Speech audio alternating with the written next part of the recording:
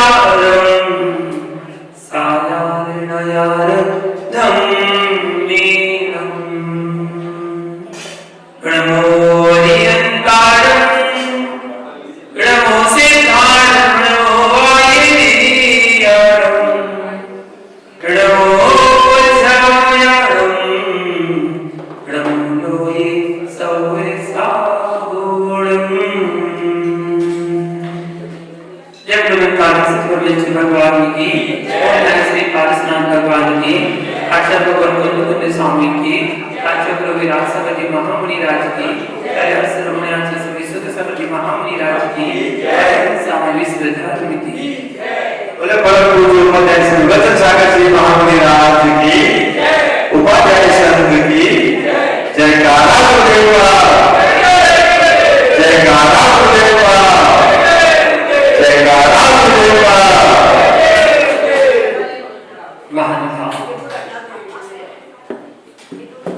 रहनसार ग्रंथ की वाचना चल रही है। आचार्य भगवान कुंद स्वामी श्रावक और साधु के आचरण का वर्णन यहाँ पर दे रहे हैं। कल हमने 2 गाथाओं के माध्यम से अशुभ भाव के बारे में जाना था कि किन किन अशुभ भावों से हमारे परिणाम खराब होते हैं और खोटी गति को प्राप्त करते हैं। सबसे उसके पहले गाथा बता दिया था कि अशुभ भाव करोगे तो नरकति जाओगे, शुभ भाव करोगे तो स्वर्ग के सुखों को भोगोगे।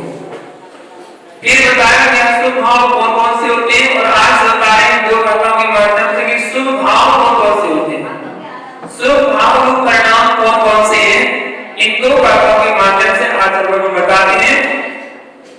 दधधिकाय छप्पन तच्च वयथे सुसत्तरवेषु बंधनमुखे तत्परं रूपे पारसनो वेत्ते रणतय सरोवे अजातं मे दयाई सधम्मे इच्छेव वै को जो कथै सो होई सो भावो।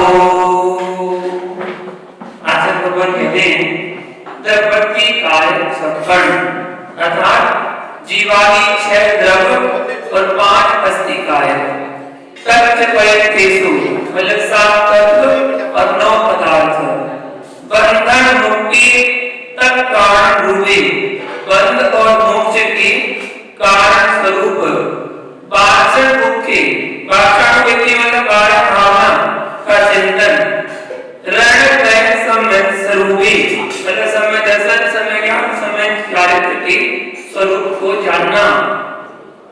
अज्ञाकम्मी अज्ञाकम देव पूजा आदि जो सब कर्म श्रावक के कर्म है वो कर्म करना। दयाई सत्कर्मी दया अब दयादि से लगाना दया आदि तो दया क्षमा आदि जो धर्म को धारण करके उसका पालन करना। इच्छेव भाई को जो इत्यादि में जो बढ़ई मतलब वर्तन करता है चलता है सो सुई भाव हुई वह शुभ भाव होता है। ये गाथाकार आचार्य भगवान ने यहाँ पर बताया। पूर्व गाथाओं में अशुभ भावों को बताया था। 2 गाथाओं के माध्यम से किस प्रकार जीव अशुभ भाव करके अशुभ कर्मों का आश्रव अशुभ कर्मों का बंध निरंतर करता है जिसके फलस्वरूप अशुभ फल को भोगता है। ये पिछली 2 गाथाओं में जाना था। किन किन कारणों से अपने आत्मा के परिणामों को व्यक्ति जीव दूषित करता है ये बताया। जब आचार्य भगवान कुंद स्वामी ने उन अशुभ भावों से बचने के लिए अगली गाथा शुभ भावों में लगने के लिए 2 गाथाओं द्वारा बताया कि उन अशुभ भावों से बचो और शुभ भावों में लगो। किस प्रकार से या किस निमित्त से ये जीव अपने शुभ परिणाम कर सकता है। जीवादि 6 द्रव्य का चिंतन करना। 6 द्रव्य कौन से? जीव उद्गत धर्म धर्म आकाश काल ये 6 द्रव्य हैं। इन 6 द्रव्यों का चिंतन करना, इनके बारे में जानना, 6 द्रव्यों का स्वरूप जानना। क्या स्वरूप है? अगर हम 6 द्रव्यों का स्वरूप ही नहीं जानेंगे तो उनका चिंतन क्या करेंगे और चिंतन नहीं करेंगे तो हमारे परिणाम निर्माण कैसे होंगे। सबसे पहले जीव द्रव्य के बारे में जानेंगे। जीव द्रव्य कौन?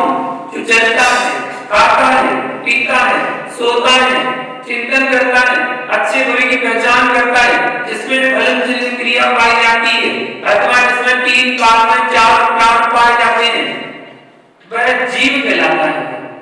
जिसमें ज्ञान दर्शन पाया जाता है वह जीव कहलाता है। ऐसा बताया। 2 जीव है तो जीव के 2 भेद बताए।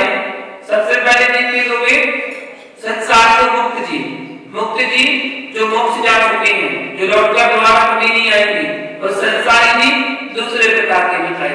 तो संसारी जीव के भी 2 भेद बता दें, तरस जीव और स्थावर जीव। स्थावर के 5 भेद बताए। पृथ्वी, अग्नि, जल, वायु, वनस्पति। पृथ्वी का, अग्नि का, जल का, वायु का, वनस्पति बृहस्पति का, ये 5 स्थावर जीव कहलाते हैं जिनमें केवल एक इंद्री पाई जाती है। जिन जीवों का शरीर पृथ्वी का है, पृथ्वी जिनका शरीर हो पृथ्वी का है, ऐसे पांचों स्थावर की परिभाषा बताई गई। जिन जीवों का शरीर जल है वो जल का है, जिन जीवों का शरीर अग्नि है वो अग्नि का है। ऐसे 5 स्थावर होते हैं, सभी स्थावरों में जानना चाहिए। और इनकी केवल एक इंद्री ही होती है, वो मात्र स्पर्शक इंद्री।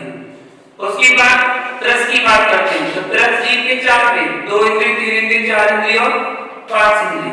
इनमें एक होता है सकलेंद्री, एक होता है विकलेंद्री। विकलेंद्री जिनकी पूर्ण इंद्रियां पूरी नहीं हुई, 2 इंद्री, 3 इंद्री, 4 इंद्री, ये विकलेंद्री कहलाते हैं।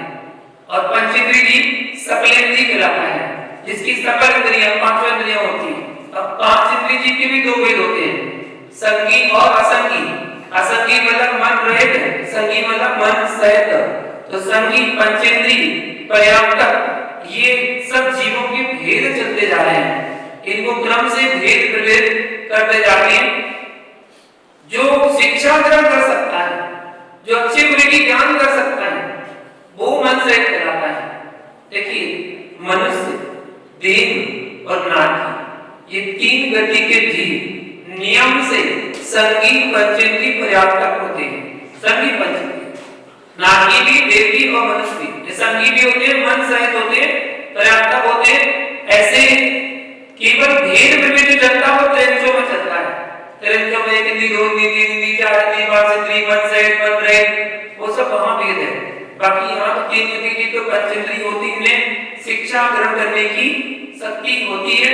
मन में जो पावर होती है वो पावर है। और असंगी जो मन रहित होता है, शिक्षा अलग ग्रहण नहीं करता है, वह असंगी कहलाता है, ऐसा बताया।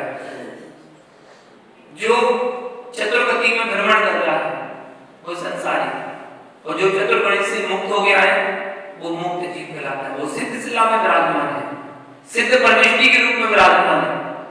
सिद्ध भगवान एक बार संसार से निकल गए, दोबारा संसार में आने वाले नहीं।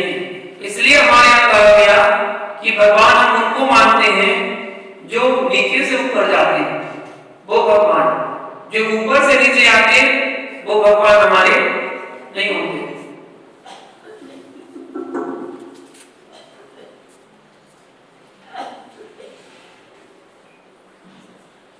वो भगवान नहीं होते हैं जो अवतारवादी होते हैं, जो पहला अवतार लेंगे, दूसरा लेंगे, तीसरा लेंगे, चौथा लेंगे, 5वां, 6वां, 7वां, 8वां, 9वां, यही काम है उनका। अवतार लेना, फिर संसार में आना, फिर मोक्ष चले जाना, फिर आना, फिर वैकुंठ चले जाना।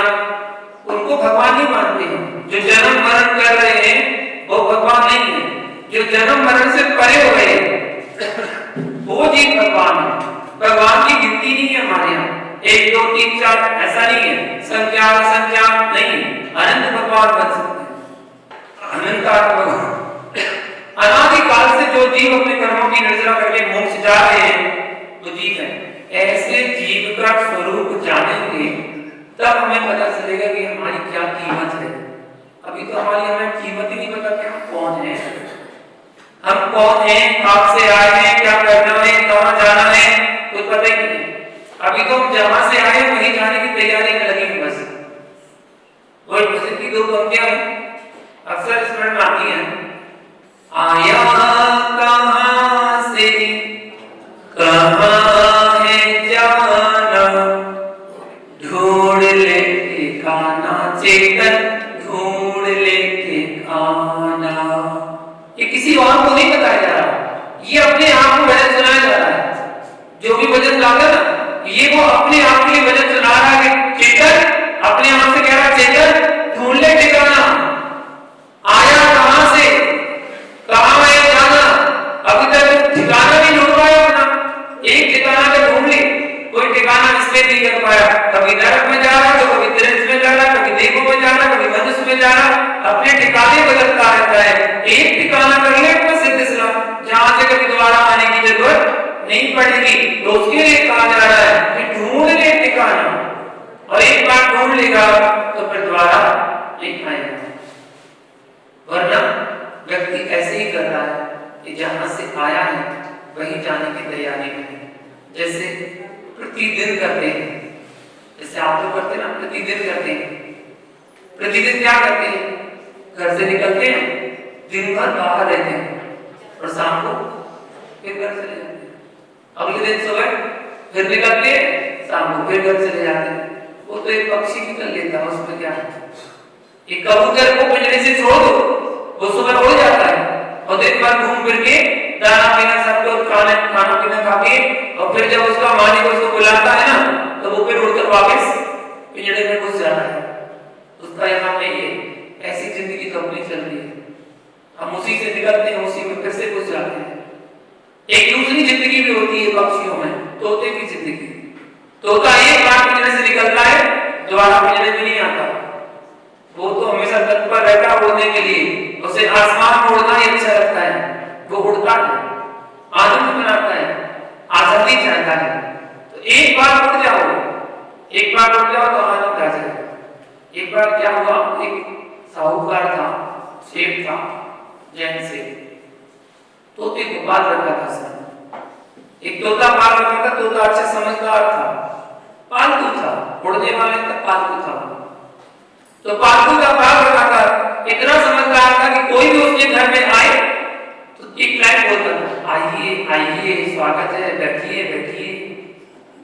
इतना सच बोलता था। तो व्यक्ति अपने आप प्रभावित हो जाता था, बहुत क्या संस्कार मिले इसको, स्वागत करता है।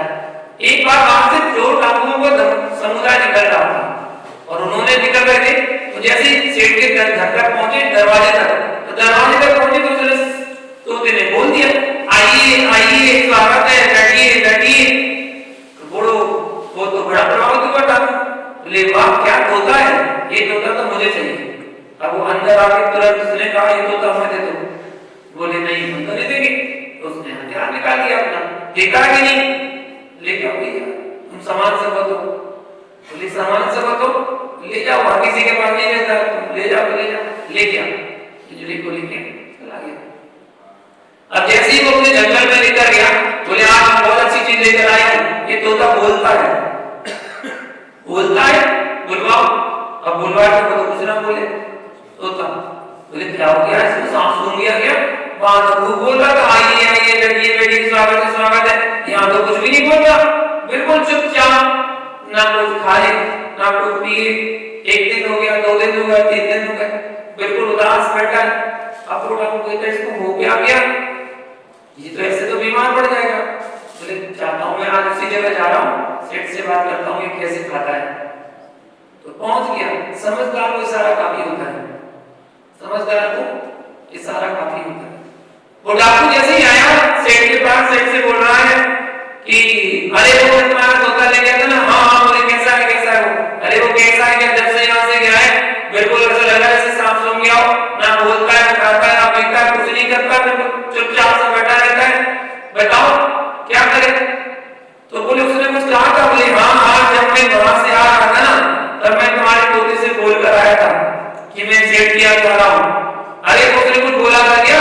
बोले हाँ, उसने संदेश तो दिया था, पता नहीं क्या बोला था उसने, मुक्ति का उपाय क्या है, मुक्ति का उपाय क्या है, ये बोला था उसने, मुक्ति का उपाय क्या है। बोले अच्छा, ये प्रश्न पूछा था। बोले इसका समाधान उत्तर लेके आना हमारे सेठ जी से। बोले ठीक है, बताओ ना सेठ जी को मुक्ति का उपाय क्या है। तो जैसे ही सेठ जी ने सुना कि मुक्ति का उपाय क्या है, वो तो लुढ़क गए। सेठ जी लुढ़क गए। अब लुढ़क गए तो उसने सोचा डाकू ने, ये क्या हो गया, तोते ने ऐसा कौन सा क्वेश्चन पूछ लिया, ये तो मर गया, और अभी मैं किसी ने देख लिया तो लेने देने पड़ जाएंगे, जेल हो जाएगी, भागो यहाँ से।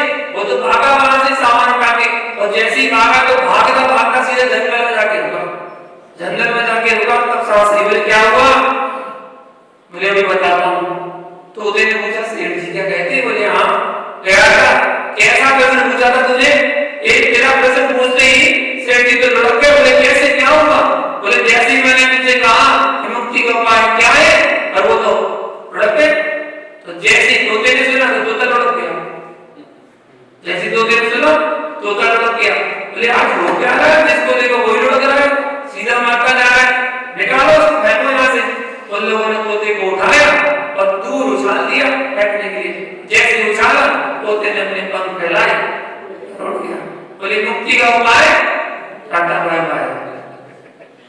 मुक्ति का उपाय काटा पाया। समझदार को इशारा काफी है, समझदार को इशारा काफी है। बेवकूफ को तो कितने ही समझाते रहो, उसको समझ में नहीं आए। वो तो समझदार था कि मुक्ति का उपाय, बोले ध्यान मुद्रा में बैठ जाओ, बस अपने आप मुक्ति मिल जाएगी।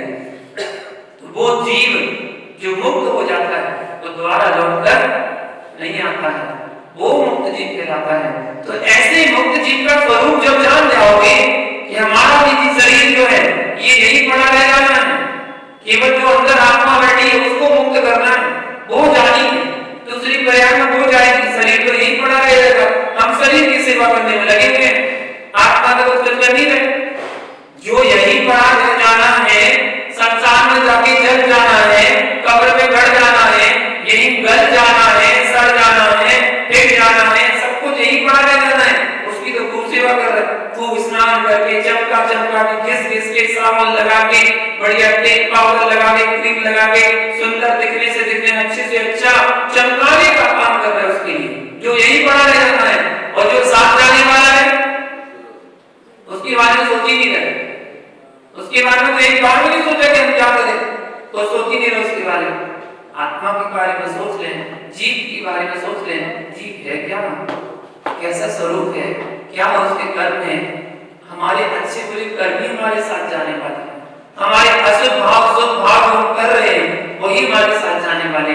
अशुभ भाव पाप का आश्रय कराएंगे और शुभ भाव पुण्य का आश्रय कराएंगे, यही तो जीव का स्वरूप है, इसको जानना है। दूसरा तरफ पुद्गल तरफ है, पुद्गल तरफ का स्वभाव है पूर्ण करण स्वभाव है कि पुद्गला मिलना टूटना फूटना ये पुद्गल का स्वभाव है। जो चेतन से रहित है, जिसमें स्पर्श रस गंध वर्ण ये चार गुण पाए जाते हैं, वो पुद्गल कहलाता है। जो हमें आंखों में दिख रहा है ना दृष्टि में, वो हर वस्तु पुद्गल है, वो हर चीज पुद्गल है, उसका स्वभाव है टूटना फूटना। ज्ञानी होगा वो जानेगा स्वभाव को, अज्ञानी स्वभाव से परिचित नहीं हो पाएगा, ज्ञानी को परिचित होगा। इसका टूटना फूटना स्वभाव है, वो तो टूटेगा, आज नहीं तो कल कर लेंगे, परसों टूटेगा तो जरूर। अब ये समझना है कि हमारा शरीर ही पुद्गल है, क्योंकि हमें शरीर ही दिख रहा है, ये भी पुद्गल है। जब शरीर पुद्गल है तो ये भी टूटेगा फूटेगा, क्योंकि पुद्गल का तो स्वभाव है टूटना फूटना, शाश्वत तो रहने वाला कोई है नहीं। चाहे वो आपकी गाड़ी हो, चाहे वो धन दौलत रुपया पैसा ऐश्वर्य रिश्तेदार परिवार कुटुंबीजन कुछ भी जो भी है वो सब पुद्गल है। और पुद्गल वो सब छूटने वाले हैं, टूटने वाले हैं, मिलने वाले हैं, चढ़ने वाले हैं, सब उनका स्वभाव ही है। जो परिवार कुटुंब के अंदर रहता है जीव वो तो शाश्वत है, वो तो किसी का हो ही नहीं, वो ना किसी का माता है ना बेटा है ना भाई है ना बंधु है। उसका स्वरूप जब समझ में आ जाए तब पता चलेगा भेद विज्ञान क्या होता है, जीव अलग है पुद्गल अलग है। इसके बारे में जब तक जीव शरीर में है तब तक तो शरीर की कीमत है, और जैसे जीव शरीर से गया उसकी कोई कीमत नहीं, कोई वैल्यू नहीं। परिवार का एक सदस्य इतना प्यारा लगता है, इतना प्यारा लगता है, उसके बिना रहा नहीं जाता, उसके बिना खाया नहीं जाता, उसके बाप से बिना रहा नहीं जाता, उसके बिना नींद नहीं आती है, इतना राग प्रकाश राग है जिससे, और वो चला जाए उसकी आयु समाप्त हो जाए मर जाए तो बताओ कितने दिन तक अपने घर में रखोगे उसको, कितने दिन तक रखोगे? अरे इतना राग उसके बिना कुछ किए नहीं जा रहा, क्रिया नहीं हो रही है और वो चला गया, आयु चली, किससे राग था? आत्मा से शरीर से? केवल शरीर से राग था, ठीक है? तो शरीर को रखो ना फिर, आत्मा तो गई, आत्मा से तो राग था नहीं, आत्मा तो चली मरण करके आत्मा दूसरी बनाओ चलेगी, आत्मा से राग था नहीं, राग किससे था? शरीर से था। तो शरीर को रखो क्या? एक दिन दो दिन तो रख के देखो जरा कैसा लगता है। तो अगर राग हो रही होगी ना जल्दी ले जाओ, उधर राग और रखना पड़ेगा, राग पर कौन से देगा? अभी ले जाओ। अगर 7 बजे 6 बजे किसी का मरण हुआ तो 7 बजे 8 बजे ले जाओ, जल्दी से जल्दी करो। एक दिन भी उसको नहीं रखेंगे, दिल्ली तरफ रहता है उसको आने में 24 घंटे लग जाएंगे, तो मजबूरी में घर में रखना पड़े तो बात अलग है, वरना कोई अपने घर में मुर्दे को नहीं रखना चाहता है। जीवित स्थान जीवित है तो सब रख लेंगे, मरे व्यक्ति को कोई रखना नहीं चाहता है। तो राग किससे है? राग किससे? शरीर से राग, तो शरीर को रखो, और जीव से राग राग करने की जरूरत क्या, वो तो अच्छी नींद में चला गया, उसका तो दूसरा जन्म मिल गया, फिर राग किसकी? उसको तो मान लो तुम्हारे परिवार, तुम्हारे दादाजी जो बिल्कुल बुजुर्ग हो गए हैं, आंख पैर काम नहीं कर रहे हैं, मुंह में से कब गिर रहा है, आंखों से दिखना नहीं है, कान से सुनता नहीं है, और वो व्यक्ति अगर चला जाता है, वो तो अच्छी जगह गया ना, अच्छी जगह मतलब नया शरीर मिलेगा, नया शरीर मिलेगा, नई प्रयास मिलेगी, युवा अवस्था मिलेगी, बढ़िया यौवन मिलेगा, सब कुछ मिलेगा। ये सड़ा गला शरीर छूट के अच्छा शरीर मिल गया, अच्छा हुआ कि बुरा हुआ? अच्छा हुआ कि बुरा हुआ? अच्छा हुआ तो रोते क्यों हैं? अच्छा हुआ जब नवीन शरीर मिल गया है उसे, अच्छा हुआ भाई, कौन सड़े गले शरीर में रह रहा था, अब अच्छे शरीर में रहेगा तो कितनी अच्छी बात है, लेकिन फिर रोते क्यों? वो चले गए तो जाने का, वो तो कौन सी नई बात है, तो जाने का। ये शरीर संसार में भ्रमण कराने के कारण, ये राग है, व्यक्ति को राग इतना फंसाता है, जीव का कल्याण नहीं करना चाहता, अंत समय तक उसको बचाने का प्रयास करेगा, ये उसका राग है। अंत तक डॉक्टर के पास ले जाएगा, पैसे खर्च करेगा, डॉक्टर उसको कहेगा वेंटिलेटर पर डालना है, डाल दो, बोतल चलानी है, चढ़ा दो, जो करना है कर दो, सब कुछ करो, ऑपरेशन करना है, पैसा खर्च करना, सब कुछ करो, राग करा रहा है, राग करा रहा है। अगर उसकी आत्मा से प्रेम होता ना, उसे आत्मा से प्रेम होता तो बिल्कुल नहीं कराता, वो धर्म के स्वरूप का भान कराता। तो धर्म का स्वरूप अंतिम अवस्था चल रही है, भगवान का नाम लो, भगवान का नाम लेके अपने प्राण छोड़ो, अपनी सदगति को प्राप्त करो, अच्छे शरीर में जाने वाले हो, सड़े गले शरीर को छोड़कर अच्छे गड़े अच्छे सुंदर शरीर मिलने वाला है आपको। आप भगवान का नाम लो, चिंतन करो, और गुरु के पास ले जाकर संलेखना समाधि मन करा देता। अगर धर्मात्मा होता और आत्मा से प्रेम होता, जीव से प्रेम होता। अभी जीव का स्वरूप नहीं पता, इसलिए वो पुद्गल पे आसक्त है, पुद्गल की आसक्ति करता है, पुद्गल में राग है कि ये अच्छा है, बस कोई अच्छा है। तो महानुभाव, जीव और पुद्गल, जीव और अजीव, इसके स्वरूप का भान होना चाहिए। धर्म द्रव जो जीव और पुद्गल को गमन कराने में सहकारी है, वो धर्म द्रव, जो जीव और पुद्गल को ठहरने में सहकारी है, वो अधर्म द्रव, ऐसे कहलाते हैं। हम जो भी क्रिया कर रहे हैं, चल रहे हैं धर्म द्रव की सहायता से, जहां ठहर रहे हैं अधर्म द्रव की सहायता से, ये दोनों द्रव्यों का संयोग ना हो तो हम संसार की स्थिति नहीं बनेगी, ना वो चल पाएगा, ना बैठ पाएगा, बस कुछ ना कुछ ऐसे ही चलता रहेगा। आकाश द्रव जो सभी द्रव्यों को ठहरने में स्थान देता है, आकाश द्रव। काल द्रव वर्तना जिसका लक्षण है, परिवर्तन जिसका लक्षण है, छोटे बड़े का जो ज्ञान कराता है, काल द्रव कहलाता है। निश्चय काल और व्यवहार काल के दो भेद होते हैं, जो द्रव्यों के परिवर्तन रूप परिणाम रूप देखा जाता है, और व्यवहार काल है। जैसे घड़ी, घंटा, दिन, पक्ष या महीना, साल, वर्ष, ये सब जो है सब व्यवहार काल कहलाते हैं। इतने दिन हो गए, उतने दिन हो गए, एक से छोटा है, उससे बड़ा है, ये सब व्यवहार काल है। निश्चय काल जो बिल्कुल वर्तना है, जिसका लक्षण है, निश्चय काल। सूक्ष्म परिवर्तन जिसको कहते हैं, सूक्ष्म परिवर्तन किसी को दिखता नहीं, किसी को नहीं दिखता।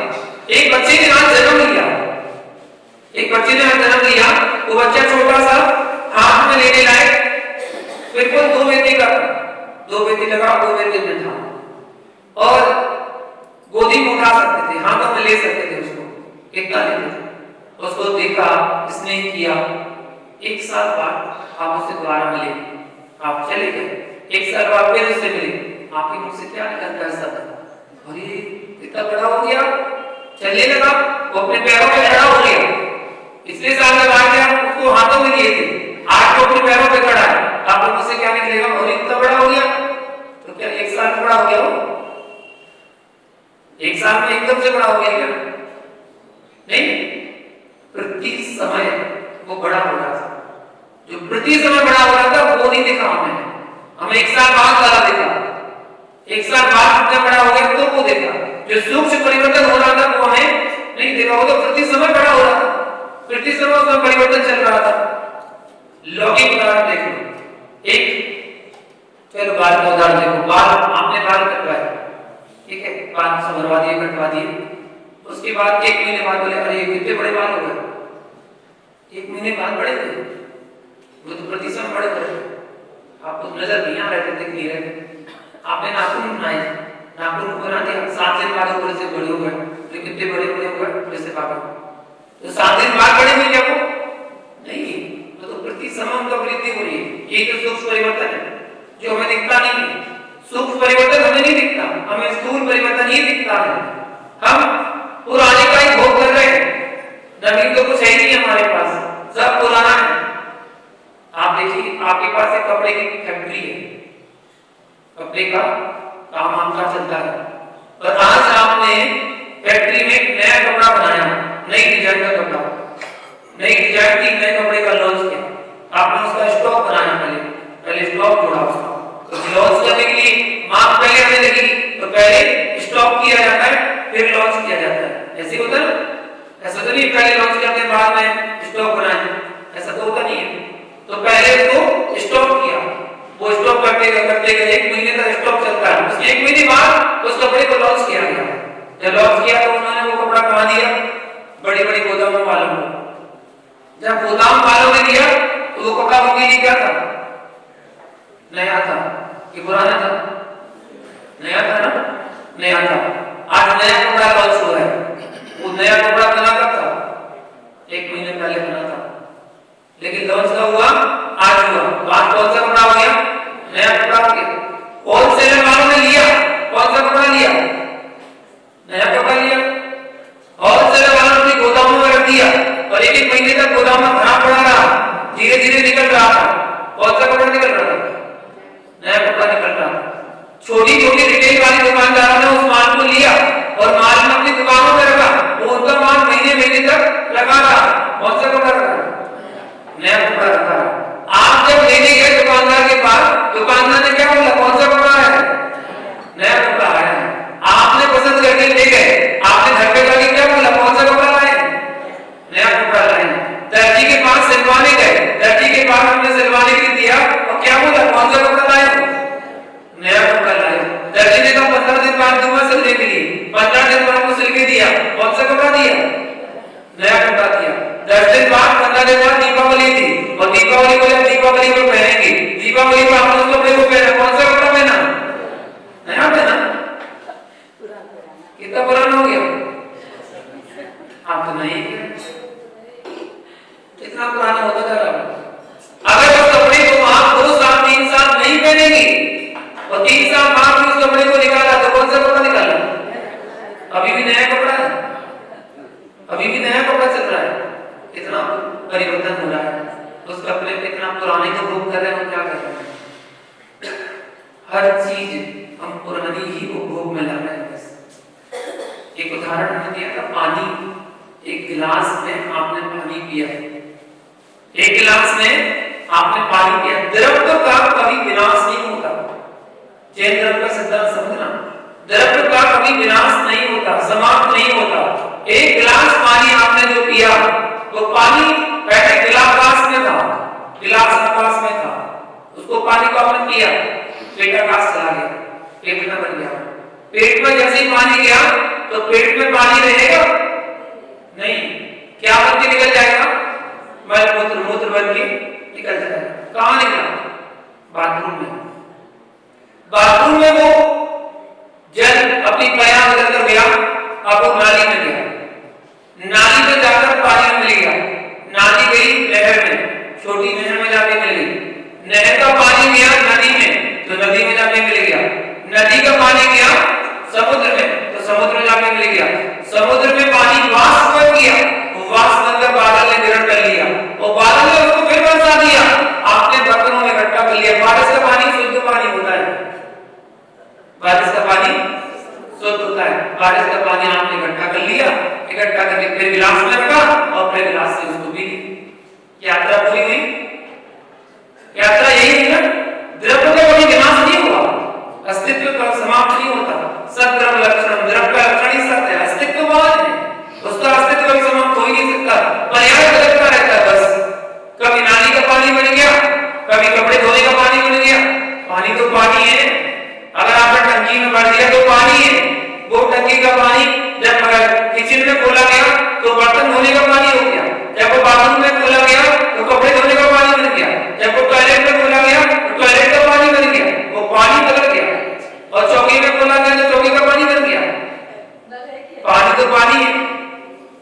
पानी तो पानी है, हम उसकी पर्याय बदल रहे हैं और पर्याय बदल के वो जहाँ जहाँ जा रहा है वो पानी का काम पहुंच जाता है, कैसी संगति में पहुंचता है और कैसी संगति पाकर वो क्या बन जाता है। जब वो गन्ने के पेड़ में जाता है तो भी क्या हो जाता है, नीम के पेड़ में जाता है तो कड़वा बन जाता है, मिर्ची के पेड़ में जाता है तो चटपटा बन जाता है, जब वो आंवले के पेड़ में जाता है तो कसाला बन जाता है और जब वो नींबू के पेड़ में जाता है तो खट्टा बन जाता है। पानी का क्या स्वाद, पानी का क्या स्वाद, वो तो संगति में जैसा गया वैसा बन गया।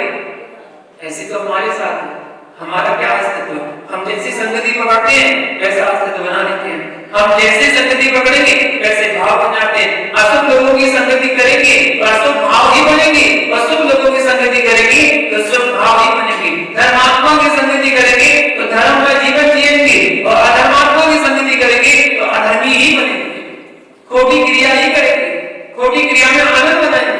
अधर्मी व्यक्ति खोटी क्रिया को करके आनंद बनाता है, वो कहता है बस इसी में आनंद है, खोटी क्रिया करके, वो अधर्मी व्यक्ति है, पापी व्यक्ति है।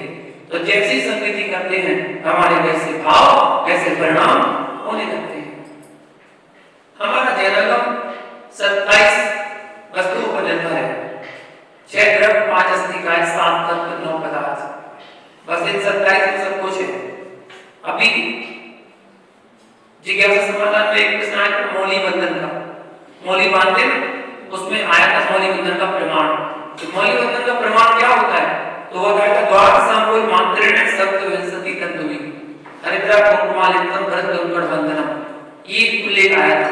द्वार सांगोल मतलब 12 अंगुल प्रमाण मौली होना चाहिए जो हाथ में बांधते हैं, मौली 12 अंगुल प्रमाण हो, शास्त्र से प्रमाणित कर रहे हैं, 12 अंगुल प्रमाण हो और सप्त विंशति तंतुनि, सप्त विंशति मतलब 27 धागों से बनाई गई हो, 27 धागे इसका प्रतीक है। 5 अस्थिकाएं 6 द्रव्य 7 तत्व 9 पदार्थ का प्रतीक है 27 धागे, और 12 अंगुल द्वार सांग का प्रतीक है। ऐसे मौली को, और वो मौली कैसी हो, हरिद्रा कुंकुमालिकम, हल्दी और कुमकुम के रंग की हो या पंचवर्ण की हो, पंचसूत्र 5 रंगों की हो ऐसी, और भरत कंकड़ बंधनम, ऐसी मौली को कंकड़ रूप में हाथ में कलावा बना के बांधा जाता है, ऐसा प्रमाण है, शास्त्र का प्रमाण। मौली अशुद्ध नहीं होती है, जो लोग कहते हैं मौली अशुद्ध हो जाती है, मौली ऐसी मौली वैसी, अगर मौली अशुद्ध होती तो धार्मिक क्रियाओं में मौली का बंधन क्यों करते हैं। आज हर क्रिया में हमारे मौली बंधन होता है, हर क्रिया में कलश स्थापित करें तो, वेदी प्रतिष्ठा करें तो, पंचकल्याण करें तो, हर जगह धागे का प्रयोग है, हर जगह उसका प्रयोग किया जाता है और धागा शुद्ध भी होता है। एक तरफ कहते हो धागा अशुद्ध है, धागा अशुद्ध है, तो कपड़े क्यों पहनते हो, कपड़े उतार लो। कपड़े कहां से बनते हैं, कपड़े किससे बनते हैं, धागे से बनते हैं। एक धागा जुड़ता है तब तो कपड़ा बनता है, तो कपड़ा पहनना बंद कर दो, धागा अशुद्ध है तो आराम से दिगंबर अवस्था को झूठ तो नहीं बोलना पड़ेगा। मैं आज आपसे बोले आप कौन है, तो आप सब क्या कहते हैं, दिगंबर है। आप सब कौन है, दिगंबर है, श्वेतांबर नहीं है, सब दिगंबर है, तो हम क्या हैं, हम श्वेतांबर हैं। अगर आप दिगंबर हैं तो हम क्या हैं, श्वेतांबर हैं। हम दिगंबर हैं, आप दिगंबर नहीं हो, आप दिगंबर के अनुयायी हो। क्या हुआ, अनुयायी हो आप। दिगंबर बनने के लिए जिनकी वस्त्र ही अंबर है, जिनकी दिशाएं ही अंबर है, वो दिगंबर कहलाते हैं। ऐसे साधु दिगंबर की श्रेणी में आते हैं, दिगंबर धर्म के हम अनुयायी कहलाते हैं, अनुयायी हैं। तो महानुभाव सप्तविंशति 27 परंपरा आगम टिका हुआ है। इन 27 की व्याख्या अगर करें तो इन 27 की व्याख्या में पूरा जैनागम समझ में आ जाता है कि जैनागम क्या है। तो स्वभाव में यहाँ पर बताया कि 6 द्रव्य 5 अस्थिकाएं, काल हटा दिया तो 5 अस्थिका बन गए। 7 तत्व जीव जीवात्मा मन से मन इंद्रिय मोक्ष, 7 तत्व में इनका स्वरूप जानना और इन 7 तत्वों को पुण्य पाप जोड़ दिया तो 9 पदार्थ बन गए। इन 9 पदार्थों को जानना, पुण्य पाप क्या, पाप जो अनिष्ट करता है वह पाप है, जो विपरीत पथ पर ले जाता है वो पाप है। इसी प्रकार से जो पुण्य क्रिया करे, जो सन्मार्ग में ले जाए वो पुण्य है, जो हमारे साथ इष्ट कराए वो पुण्य है। जिस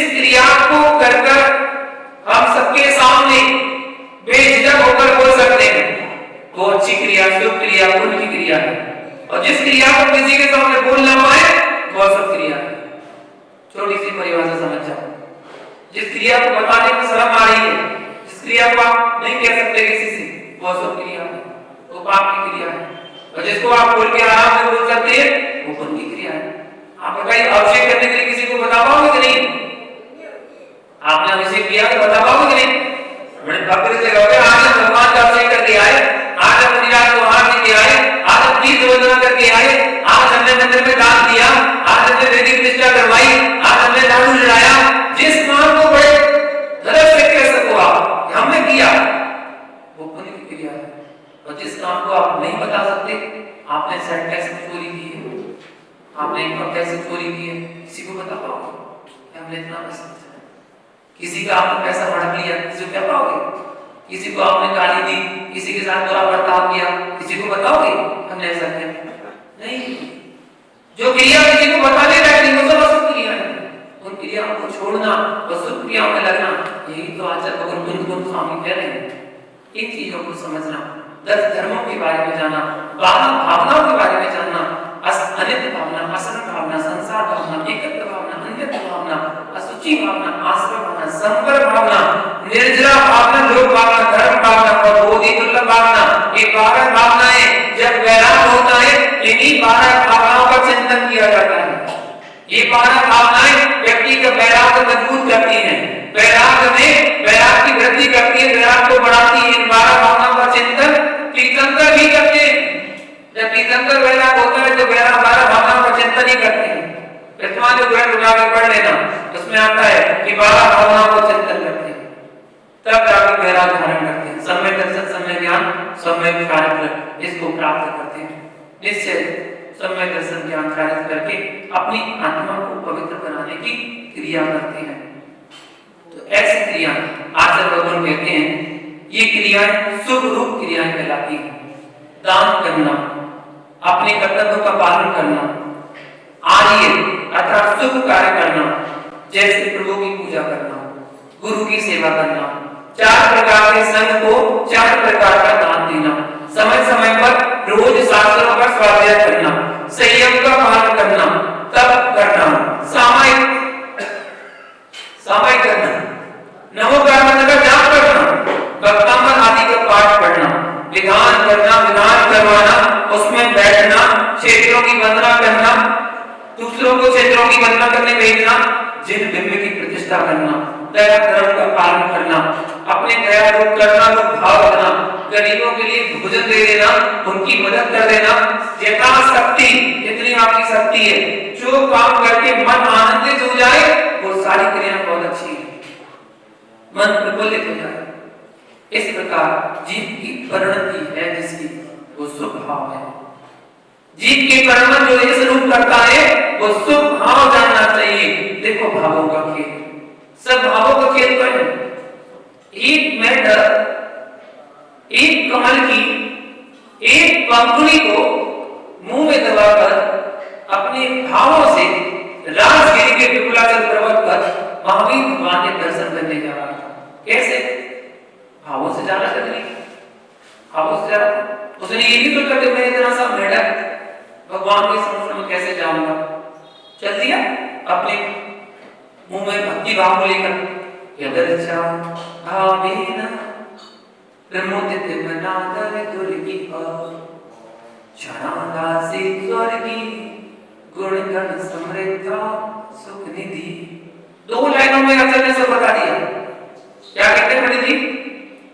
यदर्चा भावेन, अर्चना के भावों को लेकर, प्रमुदित मन से, दर्द मतलब मेंढक, एक मेंढक अर्चना के भाव को लेकर प्रमुदित मन से श्री जी के चरणों में, भगवान के चरणों में, भगवान के समुद्र में जा रहा था। खाली हाथ नहीं जा रहा था। तिरंज गति के जीव से सीखना चाहिए हमें कि जिन्हें भगवान के पास जब भी जाओ, गुरु के पास जब भी जाओ, खाली हाथ कभी मत जाओ। कुछ ना कुछ द्रव्य लेकर जाना चाहिए उनके चरणों में चढ़ाने के लिए। खाली हाथ दर्शन नहीं किए जाते। नीतिकार कहते हैं पंडित के यहाँ, ज्योतिषी के यहाँ, राजा के यहाँ और गुरुओं के यहाँ, गुरु प्रभु के यहाँ कभी खाली हाथ नहीं जाया जाता है, कुछ ना कुछ दक्षिणा लेके जाना चाहिए। तो देव सदगुरु के दर्शन के लिए जो आप द्रव्य चढ़ा रहे हैं वही उनका सम्मान है। तो खाली हाथ नहीं, ये मैडम ने सोचा खाली हाथ नहीं जाना चाहिए, इसलिए उसने अपने घर से अपनी बावली से पूरा कमर खाने की सामर्थ्य नहीं थी, इसलिए उसने कमर की पकड़ी को तोड़ा और चल दिया मुंह में दबा के। शक्ति ये भी सीखना किससे? मैडम से। ये शक्ति से ज्यादा मत करना, जितनी शक्ति उतनी करना। उसकी शक्ति एक पंगुड़ी की थी, एक ही पंगुड़ी तोड़ी उसने तो ले जा रहा था। क्या हुआ उसके साथ? क्षणादासी स्वर्गी, क्षण भर में क्या बन गया वो? स्वर्गी, असली का स्वर्गी, झूठ मूठ का नहीं। आप लोग तो झूठ मूठ का दिखते हैं, हमारे फलाने का स्वर्गवास हो गया है। आपको कैसे पता स्वर्गवास हो गया? क्या पता नरक गया हो तो, क्या पता नरक हो गया हो तो? आप लोग तो झूठा लिखते थे और पूरे झूठा लिखते हैं। कितनी बार बता चुका, कितना झूठ बोलते हैं। कहते हैं हमारे अशुभ कर्म की वजह से फलाने का स्वर्गवास हो गया। क्या आप सरासर झूठ बोल रहे हैं? बताओ, तुम्हारे अशुभ कर्म की वजह से उसका स्वर्गवास हो गया, तो जब तुम्हारे शुभ कर्म पूरा होगा तो कहां जाता हो? अशुभ कर्म की वजह से स्वर्गवास हो गया, तो शुभ कर्म की वजह से कहां जाता? नरक में जाता। ऐसी है। अच्छा, और मानो एक चीज और लिखते हैं जो पत्र में बड़े दुख के साथ सूचित किया जाता है। किसके साथ? झूठ बोल रहे हैं, दुख के साथ। और क्या लिखा है? बड़े दुख के साथ सूचित किया जाता है कि फलाने का स्वर्गवास हो गया है। मतलब वो स्वर्ग में चला गया तो तुम्हें दुख हो रहा है? स्वर्ग में चला गया वो तो तुम्हें दुख हो रहा है, नरक में जाकर तब खुशी होती क्या? ऐसे लिखते ना? लिखते तो ऐसे ही, मतलब क्यों लिखते हैं, कब से शुरू की परंपरा है तो पता नहीं, लेकिन परिपाटी तो यही है। लिखते तो यही है। वो छोटा सा कार्ड होता है सफेद रंग का इतना सा, जिसमें लिखा था शोक पत्र, उसमें ऐसे लिखते हैं बड़े दुख के साथ सूचित किया जाता है। इन्हें बड़ा दुख है कि वो स्वर्ग में चला गया, बड़ा दुख है इन्हें। भैया नरक में जाएगा तब खुशी मनाओगे क्या? वो मेढक क्षण भर में स्वर्गवासी हो गया और गुण गण समृद्ध, वहां की गुण गण वृद्धि समृद्धि सबको प्राप्त कर लिया। कितनी देर में? क्षण मात्र में। अंतर मुहूर्त में तो वो युवा अवस्था को प्राप्त हो गया। अपना विमान उठाया और जाना कि मैं कहां जा रहा था, कौन सी प्रयाग में था, पता चला मेढक की प्रयाग में था। पहुंच गया अपना विमान लेके भगवान के समुद्र में। यह राजा शरणिक का हाथी नहीं पहुंच पाया और वो मेढक देव बनकर अपना विमान लेके समुद्र में पहुंच गया। ये भावों का खेल। हम कैसे अपने भाव बनाते हैं, अपने भावों से कैसी गति को प्राप्त करते हैं। जीवन भर को मान्य एक कुत्ते को दोनों का मन सुनाया, कुत्ते के भाव स्मरण किया, भावों से उसको स्मरण किया, मैं मकर स्वर्ग में देखता किया। चारों ने बकरी को दोनों सुनाया, वो बकरा स्वर्ग में देख कर लिया। पांच कुमार का वर्णन आता है तो उन्होंने नाग नागिन को सुनाता ही है, क्योंकि तीर्थंकर कभी अपने जीवन काल में नमोकार मंत्र नहीं पढ़ते। ये सिद्धांत है, ये सिद्धांत की बात है कि तीर्थंकर कभी अपने जीवन काल में नमोकार मंत्र नहीं पढ़ते हैं, क्योंकि उनसे बड़े आचार्य उपाध्याय साधु नहीं है। वो अपने से बड़े का स्मरण कर लेते हैं, लेकिन अपने से छोटों का स्मरण नहीं करते, जो तीर्थंकर जी होते हैं। यहाँ तक कि जब वो दीक्षा लेने जाते हैं तो दीक्षा लेने जाते समय भी नमोकार मंत्र नहीं पढ़ते, केवल एक शब्द बोलते हैं बस। कौन सा शब्द बोलते हैं? क्या बोलते हैं? नमः शिवाय। ओम नहीं बोलते। अगर ओम बोल दिया तो ओम में तो पांचों प्रविष्टि आ जाती है, तो ओम तक भी नहीं बोलते हैं तो नमोकार कैसे बोलेंगे? नमः शिवाय। सिद्धों को नमस्कार हो, बस। उनसे बड़े कौन? सिद्ध है। इसलिए सिद्धों को साक्षी मानते, सिद्धों को अपना गुरु मानते और पंचमुट्ठी के स्मरण करके दीक्षित हो जाते हैं। उनके गुरु बस सिद्ध हैं, उनसे बड़े कोई है? कोई नहीं। इसलिए अब नहीं हो सकता। उन्होंने संबोधन किया होगा, नाग नागिन को संबोधन किया तो समझ में आता है, नमोकार मंत्र का कोई समझ में नहीं आता क्योंकि वो नहीं बोलते। तो ऐसे ऐसे भावों का प्रभाव है कि चलो उन्होंने संबोधन किया, कुछ भी किया, तो वो नाग नागिन घटे परमावती बन गए। और जब उनके शुभ परिणाम हुए और जब भगवान पर असर हुआ तो वो वहां से आए और उन्होंने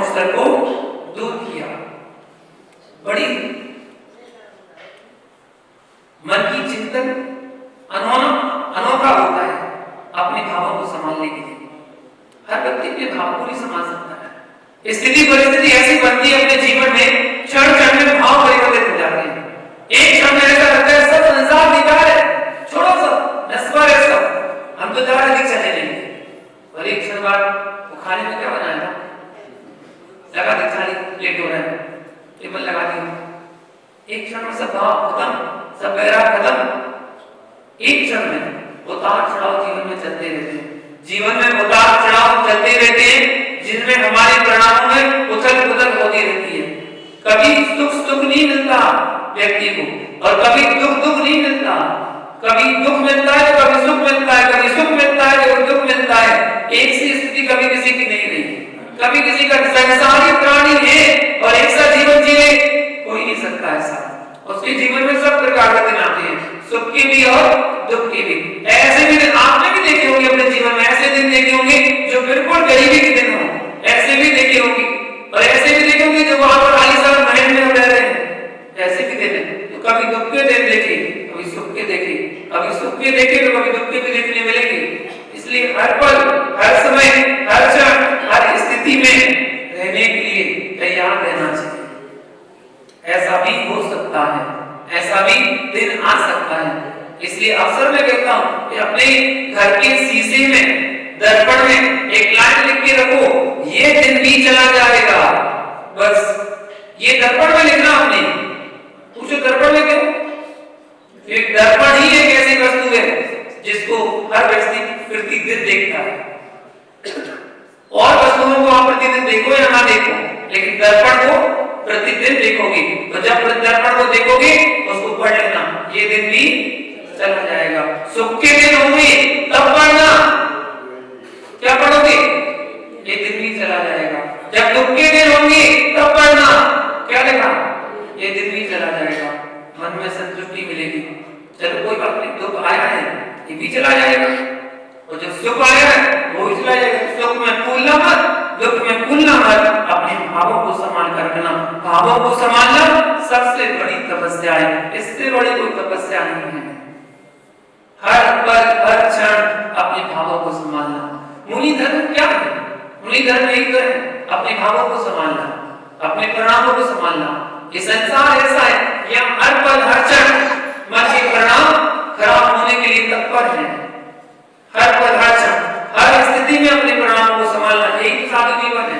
इसलिए तो कहा गया साधु अंगारों पर चलना साधु जीवन, कांटों की सेज है और फलाना ठिकाना, ऐसे उपमा दी जाती है। इसलिए दी जाती है कि हर पल हमारे भाव बदल जाते हैं। तो भावों को संभालना चाहिए।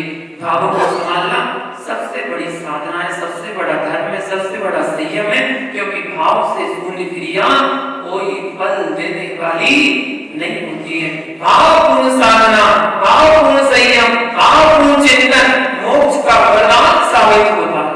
इसलिए सदैव भावों को सुधारो, शुभ भाव को प्रणाम करो, क्योंकि शुभ भाव पुण्य आश्रय का कारण है और अशुभ भाव पाप आश्रय का कारण है। शुभ भाव स्वर्ग का कारण है और अशुभ भाव नरक आदि के दुखों का कारण है।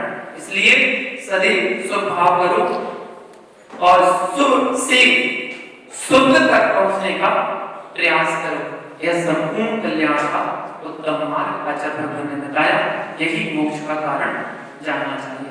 विष्णु मंगल भावना के साथ जय गुरु पार्श्वनाथ भगवान की जय। सोवाणी मस्तक नमो सदा देखो दो, हे जिन्हारी बाती तो नमो दिन में, जो मेरी शरणा में सुख पावे सुख जन, देव जो हरिनंद गो तुम सेवा निर्गन, दया धर्म पालक सदा मोक्ष का गुण, धर्म करे संसार सुख धर्म कर देवा, धर्म पर साधे ज्ञान तेरे अंश समान। सर्व बैठकर श्रीवाणी नमस्कार।